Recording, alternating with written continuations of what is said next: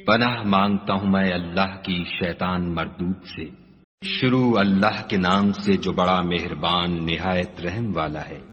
کسی وقت کافر لوگ آرزو کریں گے کہ اے کاش وہ مسلمان ہوتے۔ اے محمد صلی اللہ علیہ وآلہ وسلم ان کو ان کے حال پر رہنے دو کہ کھا لیں اور فائدے اٹھا لیں، اور طول عمل ان کو دنیا میں مشغول کیے رہے۔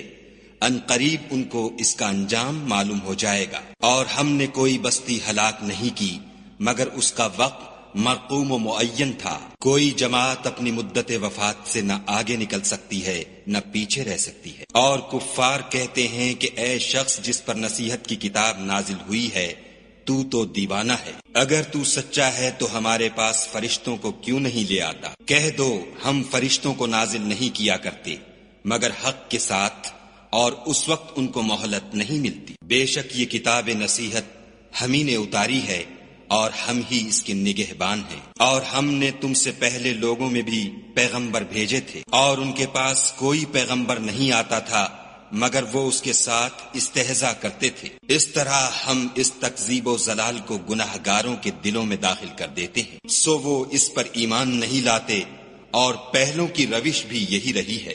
اور اگر ہم آسمان کا کوئی دروازہ ان پر کھول دیں اور وہ اس میں چڑھنے بھی لگے تو بھی یہی کہیں گے کہ ہماری آنکھیں مخمور ہو گئی ہیں، بلکہ ہم پر جادو کر دیا گیا ہے۔ اور ہم ہی نے آسمان میں برج بنائے اور دیکھنے والوں کے لیے اس کو سجا دیا، اور ہر شیطان راندہ درگاہ سے اسے محفوظ کر دیا۔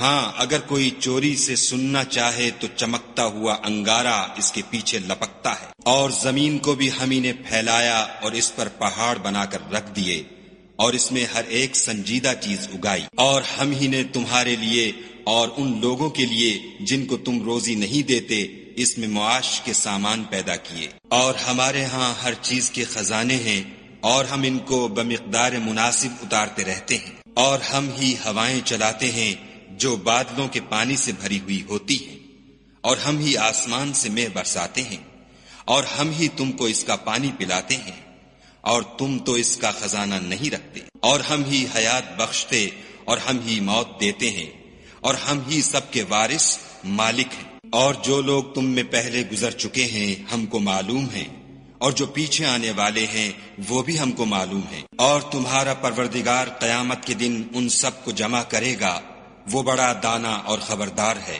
اور ہم نے انسان کو کھنکھناتے سڑے ہوئے گارے سے پیدا کیا ہے، اور جنوں کو اس سے بھی پہلے بے دھوئیں کی آگ سے پیدا کیا تھا۔ اور جب تمہارے پروردگار نے فرشتوں سے فرمایا کہ میں کھنکھناتے سڑے ہوئے گارے سے ایک بشر بنانے والا ہوں، جب اس کو صورت انسانیہ میں درست کر لوں اور اس میں اپنی بے بہا چیز یعنی روح پھونک دوں تو اس کے آگے سجدے میں گر پڑنا، تو فرشتے تو سب کے سب سجدے میں گر پڑے مگر شیطان کہ اس نے سجدہ کرنے والوں کے ساتھ ہونے سے انکار کیا۔ خدا نے فرمایا کہ ابلیس تجھے کیا ہوا ہے کہ تو سجدہ کرنے والوں میں شامل نہ ہوا؟ اس نے کہا میں ایسا نہیں ہوں کہ انسان کو جس کو تو نے کھنکھناتے سڑے ہوئے گارے سے بنایا ہے سجدہ کروں۔ خدا نے فرمایا یہاں سے نکل جا، تو مردود ہے، اور تجھ پر قیامت کے دن تک لعنت برسے گی۔ اس نے کہا کہ پروردگار مجھے اس دن تک مہلت دے جب لوگ مرنے کے بعد زندہ کیے جائیں گے۔ فرمایا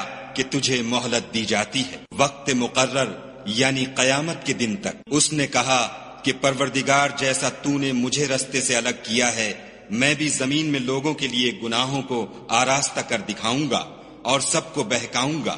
ہاں ان میں جو تیرے مخلص بندے ہیں ان پر قابو چلنا مشکل ہے۔ خدا نے فرمایا کہ مجھ تک پہنچنے کا یہی سیدھا رستہ ہے۔ جو میرے مخلص بندے ہیں ان پر تجھے کچھ قدرت نہیں کہ ان کو گناہ میں ڈال سکے، ہاں بدراہوں میں سے جو تیرے پیچھے چل پڑے۔ اور ان سب کے وعدے کی جگہ جہنم ہے، اس کے 7 دروازے ہیں، ہر ایک دروازے کے لیے ان میں سے جماعتیں تقسیم کر دی گئی ہیں۔ جو متقی ہیں وہ باغوں اور چشموں میں ہوں گے، ان سے کہا جائے گا کہ ان میں سلامتی اور خاطر جمع سے داخل ہو جاؤ، اور ان کے دلوں میں جو کدورت ہوگی ان کو ہم نکال کر صاف کر دیں گے، گویا بھائی بھائی تختوں پر ایک دوسرے کے سامنے بیٹھے ہوئے ہیں، نہ ان کو وہاں کوئی تکلیف پہنچے گی اور نہ وہ وہاں سے نکالے جائیں گے۔ اے پیغمبر صلی اللہ علیہ وآلہ وسلم میرے بندوں کو بتا دو کہ میں بڑا بخشنے والا اور مہربان ہوں، اور یہ کہ میرا عذاب بھی درد دینے والا عذاب ہے۔ اور ان کو ابراہیم کے مہمانوں کا احوال سنا دو۔ جب وہ ابراہیم کے پاس آئے تو سلام کہا۔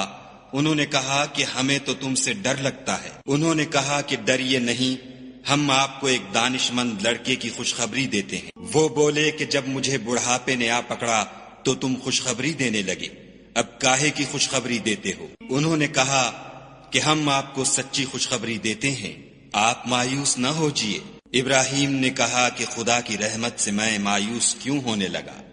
اس سے مایوس ہونا گمراہوں کا کام ہے۔ پھر کہنے لگے کہ فرشتوں تمہیں اور کیا کام ہے؟ انہوں نے کہا کہ ہم ایک گناہ گار قوم کی طرف بھیجے گئے ہیں کہ اس کو عذاب کریں، مگر لوط کے گھر والے کہ ان سب کو ہم بچا لیں گے، البتہ ان کی عورت کہ اس کے لیے ہم نے ٹھہرا دیا ہے کہ وہ پیچھے رہ جائے گی۔ پھر جب فرشتے لوط کے گھر گئے تو لوط نے کہا تم تو ناآشنا سے لوگ ہو۔ وہ بولے کہ نہیں، بلکہ ہم آپ کے پاس وہ چیز لے کر آئے ہیں جس میں لوگ شک کرتے تھے، اور ہم آپ کے پاس یقینی بات لے کر آئے ہیں اور ہم سچ کہتے ہیں۔ تو آپ کچھ رات رہے سے اپنے گھر والوں کو لے نکلیں اور خود ان کے پیچھے چلیں، اور آپ میں سے کوئی شخص پیچھے مڑ کر نہ دیکھے، اور جہاں آپ کو حکم ہو وہاں چلے جائیے۔ اور ہم نے لوط کی طرف وحی بھیجی کہ ان لوگوں کی جڑ صبح ہوتے ہوتے کاٹ دی جائے گی، اور اہل شہر لوط کے پاس خوش خوش دوڑے آئے۔ لوط نے کہا کہ یہ میرے مہمان ہیں، کہیں ان کے بارے میں مجھے رسوا نہ کرنا، اور خدا سے ڈرو اور میری بے آبروئی نہ کیجو۔ وہ بولے کیا ہم نے تم کو سارے جہان کی حمایت و طرفداری سے منع نہیں کیا؟ انہوں نے کہا کہ اگر تمہیں کرنا ہی ہے تو یہ میری قوم کی لڑکیاں ہیں، ان سے شادی کر لو۔ اے محمد صلی اللہ علیہ وآلہ وسلم، تمہاری جان کی قسم وہ اپنی مستی میں مدہوش ہو رہے تھے، سو ان کو سورج نکلتے نکلتے چنگھاڑ نے آ پکڑا، اور ہم نے اس شہر کو الٹ کر نیچے اوپر کر دیا اور ان پر کھنگر کی پتھریاں برسائیں۔ بے شک اس قصے میں اہل فراست کے لیے نشانی ہے، اور وہ شہر اب تک سیدھے رستے پر موجود ہے۔ بے شک اس میں ایمان لانے والوں کے لیے نشانی ہے، اور بن کے رہنے والے یعنی قوم شعیب کے لوگ بھی گناہ گار تھے، تو ہم نے ان سے بھی بدلہ لیا، اور یہ دونوں شہر کھلے رستے پر موجود ہیں۔ اور وادی ہجر کے رہنے والوں نے بھی پیغمبروں کی تکذیب کی، ہم نے ان کو اپنی نشانیاں دیں اور وہ ان سے منہ پھیرتے رہے، اور وہ پہاڑوں کو تراش تراش کر گھر بناتے تھے کہ امن و اطمینان سے رہیں گے، تو چیخ نے ان کو صبح ہوتے ہوتے آ پکڑا، اور جو کام وہ کرتے تھے وہ ان کے کچھ بھی کام نہ آئے۔ اور ہم نے آسمانوں اور زمین کو اور جو مخلوقات ان میں ہے اس کو تدبیر کے ساتھ پیدا کیا ہے، اور قیامت تو ضرور آ کر رہے گی، تو تم ان لوگوں سے اچھی طرح سے درگزر کرو۔ کچھ شک نہیں کہ تمہارا پروردگار ہی سب کچھ پیدا کرنے والا اور جاننے والا ہے۔ اور ہم نے تم کو 7 آیتیں جو نماز میں دہرا کر پڑھی جاتی ہیں، یعنی سورہ الحمد اور عظمت والا قرآن عطا فرمایا ہے، اور ہم نے کفار کی کئی جماعتوں کو جو فوائد دنیاوی سے متمتع کیا ہے، تم ان کی طرف رغبت سے آنکھ اٹھا کر نہ دیکھنا اور نہ ان کے حال پر تعصف کرنا، اور مومنوں سے خاطر اور تواضع سے پیش آنا، اور کہہ دو کہ میں تو اعلانیہ ڈر سنانے والا ہوں، اور ہم ان کفار پر اسی طرح عذاب نازل کریں گے جس طرح ان لوگوں پر نازل کیا جنہوں نے تقسیم کر دیا، یعنی قرآن کو کچھ ماننے اور کچھ نہ ماننے سے ٹکڑے ٹکڑے کر ڈالا۔ تمہارے پروردگار کی قسم ہم ان سے ضرور پرسش کریں گے ان کاموں کی جو وہ کرتے رہے۔